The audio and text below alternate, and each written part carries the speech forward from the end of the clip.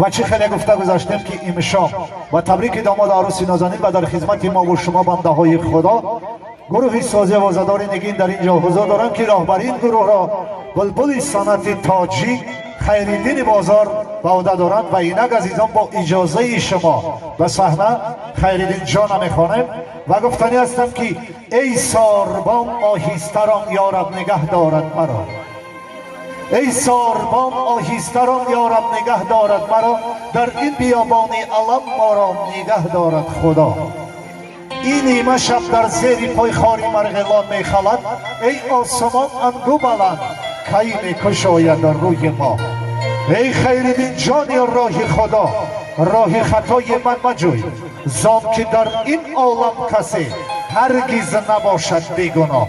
گناهکاران جمع آمده امشبه دل پاک تقای سید احمد و جگربند او سید جان می باشد. مرحبا. سلامت باشه برنده خدا، رحمت برای پاینده است. السلام علیکم مهمانان یار و دوستان، تمام خیش تبار یکی سید احمد جان، همه شما رو به بزم خرسنده دو درچه ما سید جان خوش آمدید گفته به همه شما سربلندی آرزومندیم. هر یک مهمان زاده همین دیه، همه شما مرز که توی سید جان در روزهای نوروز است.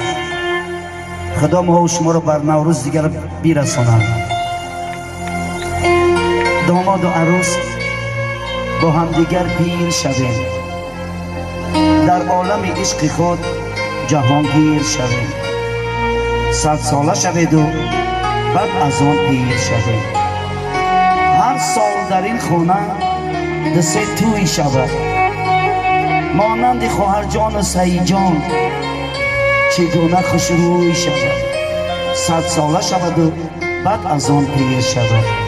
از طرفی همسیفا، همکارا، یار و دوستا، خیش تبا، مهمانان از طرف عروس آمدگی ها و همسایه ها خواهشمندیم برای بزرگی اکای سید احمد جان و سعید جان یک قرصه که بر دوام خواجه مستان کریلاب شود.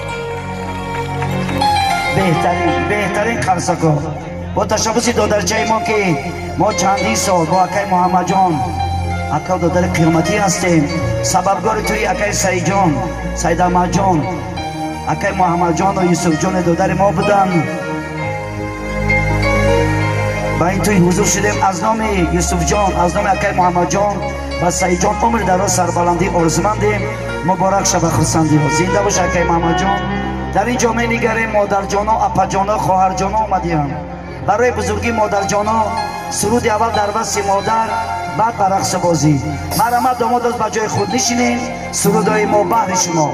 خوش آمدید نور دیدن تاجی سر، ای بندگان خدا.